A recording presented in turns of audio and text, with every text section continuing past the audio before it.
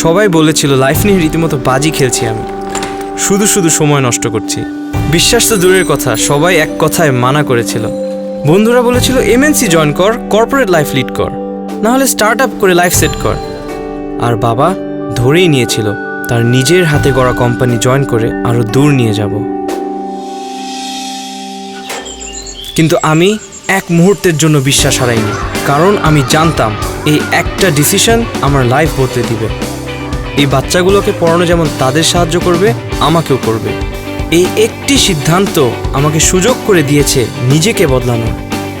2 বছরের অক্লান্ত পরিশ্রম, প্রতিটি মুহূর্তে শেখা, সব কিছুই প্রমাণ আমার গড়ে ওঠার। আর আজ আমি এখানে আমার কারণে। So come join Teach for Bangladesh. Invest in yourself, reinvest in Bangladesh.